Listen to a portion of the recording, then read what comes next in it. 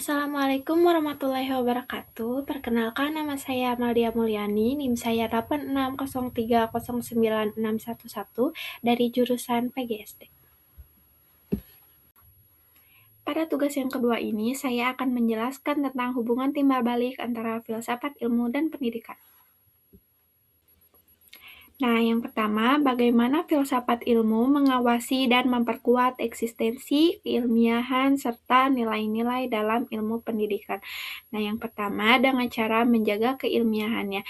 Jadi, mastiin kalau ilmu pendidikan tuh punya objek kajian yang jelas, terus metode yang bisa dipertanggungjawabkan, dan juga punya tujuan yang jelas.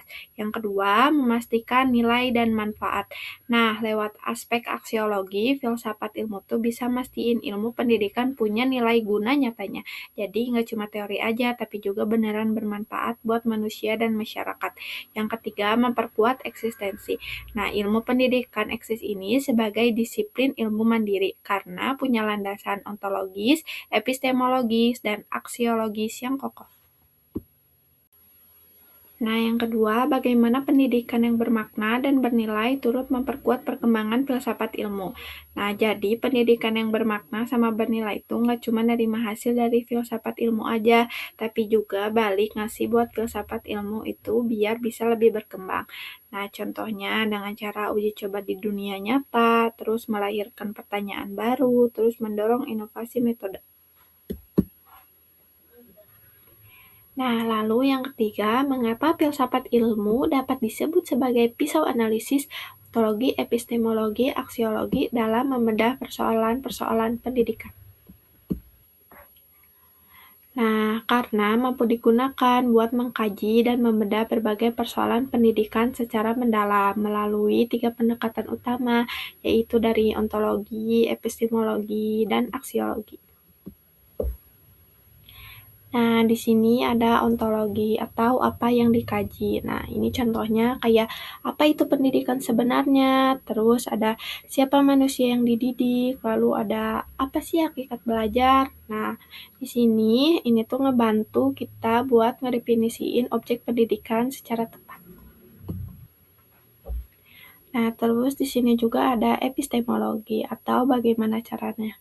Nah, contohnya metode apa yang valid di dalam riset pendidikan, terus gimana cara dapetin pengetahuan edukatif yang sahih, terus ada kualitatif versus kuantitatif, di antara itu mana yang lebih cocok ya. Nah, ini mastiin metode penelitian pendidikan itu ilmiah. Nah, terus ada aksiologi atau untuk apa. Nah, contohnya kayak apa sih nilai dan manfaat ilmu pendidikan, terus pendidikan tuh buat apa sih dan untuk siapa. Nah, terus juga ada apakah kebijakan pendidikan berpihak ke siswa. Nah, ini tuh buat evaluasi nilai dan dampak dari praktik pendidikan. Nah, yang keempat, contoh konkret penerapan filsafat ilmu dalam praktik pendidikan, misalnya dalam kebijakan, kurikulum, atau proses pembelajaran. Nah, yang pertama, kebijakan pendidikan dari ontologinya yaitu pemerintah ngerumusin apa tujuan dari pendidikan nasional. Terus dari epistemologinya itu yaitu kebijakan dibuat berbasis riset ilmiah. Contohnya kayak riset dari kurikulum Merdeka atau Merdeka Belajar. Terus dari aksiologinya yaitu evaluasinya apakah kebijakan ini benar-benar bermakna buat siswa. Nah, lalu yang kedua ada pengembangan kurikulum. Nah, dari ontologinya itu apa yang perlu dipelajari siswa di abad 21. Nah, terus yang kedua ada dari epistemologinya yaitu contohnya kurikulum merdeka pakai pendekatan project based dan konstekstual.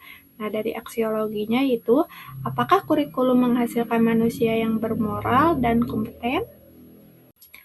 Nah, yang ketiga, proses pembelajaran. Kalau dari ontologinya tuh, contohnya guru tuh nanya, siapa siswa ini dan apa sih potensinya.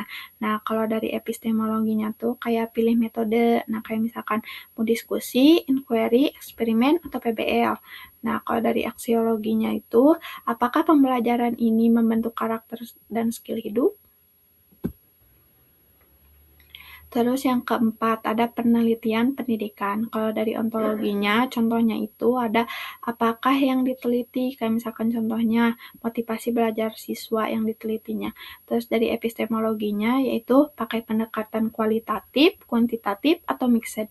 Nah, kalau dari aksiologinya, yaitu hasil riset ini dipakai buat perbaikan nyata di lapangan. Sekian tugas video dari saya. Wabillahi taufiq wal hidayah. Wassalamualaikum warahmatullahi wabarakatuh.